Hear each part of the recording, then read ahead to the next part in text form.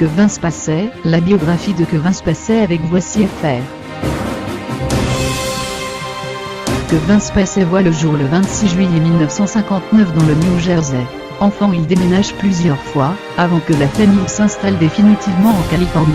Petit dernier d'une fratrie de 3, le jeune garçon est turbulent.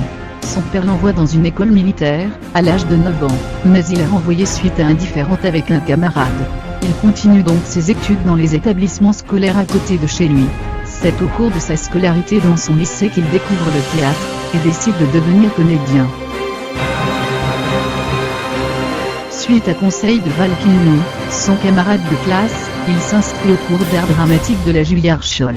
De 1979 à 1981, il se perfectionne dans la comédie, avant de quitter l'école sans le diplôme, et de rejoindre le festival Shakespeare. Avec la troupe, il monte sur les planches à Broadway et enchaîne les pièces, Henri IV, La Mouette, Le Limier, La Souricière. Mais c'est avec Hurly-Burly, 1984, de Mike Nicholl, que Vince Passet se fait remarquer. Bluffé par son talent, Mike Nicholl le fait jouer dans son film La Brûlure, 1986, aux côtés de Jack Nicholson et Meryl Streep. Par la suite, il décroche plusieurs rôles à la télévision, Longue journée Tonight, 1987, Égalisé, 1987, et Un flic dans la mafia, 1988, au grave, il joue dans plusieurs épisodes. Après quelques petites apparitions au cinéma, il se fait connaître avec son interprétation de tueur psychopathe dans Ce Vent, 1995, puis conquiert le public avec son personnage de truand dans Usual Suspect, la même année. Son interprétation lui permet de remporter l'Oscar du meilleur second rôle, et devenir un acteur de premier plan. Désormais reconnu, que Vince Passet ne quitte plus le devant de la scène, et de nombreux réalisateurs font appel à lui, Joël Schumacher, Le droit de tuer, Kurt Hanson, La confidentiale, Clint Eastwood, Minuit dans le jardin du bien et du mal, Sam Mendes, American Beauty, qui lui vaut de nombreuses récompenses, dont l'Oscar du meilleur acteur.